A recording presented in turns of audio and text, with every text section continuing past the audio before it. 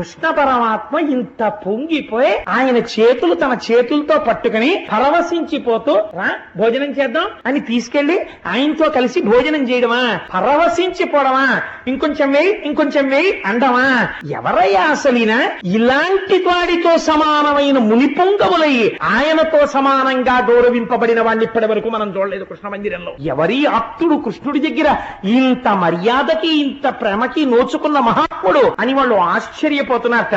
ఎంత ప్రేమో చూడండి. దగ్గర కూర్చున్నాడు. ఓ బ్రాహ్మణోత్తమా, నేను అప్పుడు విన్నాను, నువ్వు వివాహం చేసుకున్నటువంటి స్త్రీ చాలా కాలం వేదాన్ని నమ్ముకుని వేదపాఠం చెప్పుకున్నటువంటి బ్రాహ్మణుల యొక్క కుటుంబంలో జన్మించిన పిల్ల అని నేను విన్నాను. అటువంటి కుటుంబంలో పుట్టిన పిల్ల భర్తని అనుసరించి ఉండేటటువంటిదై ఉంటుంది కదా. ఆ సుశీల అంటే పేరని కాదు, మంచి శీలము కలిగినది, నిన్ను అనువర్తించి ఉన్నదా?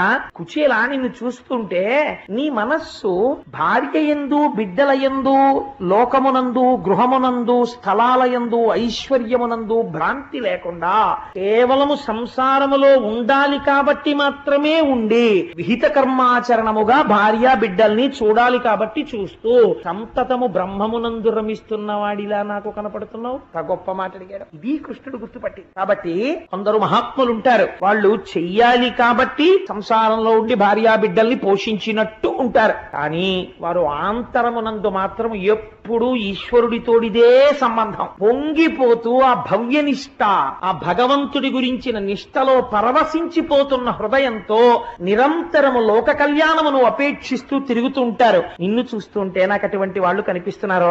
నేను కూడా లోకము కోసమే కర్మ చేస్తాను అంటే నేను పరమాత్మని అని చెప్పకనే చెప్పాడు ఆయన. నేను చేసినట్టే నువ్వు కూడా అలా చేస్తున్నట్లుగా నాకు కనపడుతోంది, అవునా అని అడిగి కుచేలా భోజనం చేయి అని భోజనం చేసిన తర్వాత ఇద్దరూ వచ్చి మళ్ళీ రుక్మిణీదేవి పడుకునేటటువంటి తల్పం మీద కూర్చుని కాసేపు పడుకోవడం ఇష్టం లేని వాళ్ళ కర్పూర తాంబూలం తానే బిగించి తీసుకొచ్చి వేసుకో కుచేలా అని ఓ తాంబూలం ఆయనకిచ్చి ఓ తాంబూలం ఈయన వేసుకుని ఆ రోజున ఎక్కడికి వెళ్ళలేదు. ఇంకా కూర్చుని చెప్పు ఎలా ఉన్నావు ఏమిటి ఏమాయ్ అలా అంటే జ్ఞాపకం వచ్చింది. మన ఇద్దరం చదువుకునే రోజుల్లో ఎంత సంతోషంగా ఉండేదో మనం పిల్లలుగా ఉన్నప్పుడు. నిజంగా ఆ తలుచుకోవడంలో ఉన్న ఆనందం అండి. మన ఇద్దరం ఒక గురుకులంలో తిరిగాం కదా, ఒక గురువు సాందీపని మహర్షి దగ్గర విద్యాభ్యాసం చేశాం కదా. నాకు ఆ మాట అంటే జ్ఞాపకం వస్తోంది కుచేలా. మన గురువు ఎంతటి వాడు. ఒక గురువుని తలుచుకున్నప్పుడు ఎంత గొప్పగా తలుచుకోవాలో, ఎంత మర్యాదతో ప్రవర్తించాలో కృష్ణ పరమాత్మ చూపిస్తారు మనకి. అందుకని ఆ మహానుభావుడు ఆ సాందీపని మహర్షి నోరు విప్పి మాట్లాడితే చాలు అజ్ఞానమన్న చీకటి విడిపోయి ఇలా మాట్లాడేవాడు మహానుభావుడు. ఏమి గురువు గారయ్యా మన గురువు గారు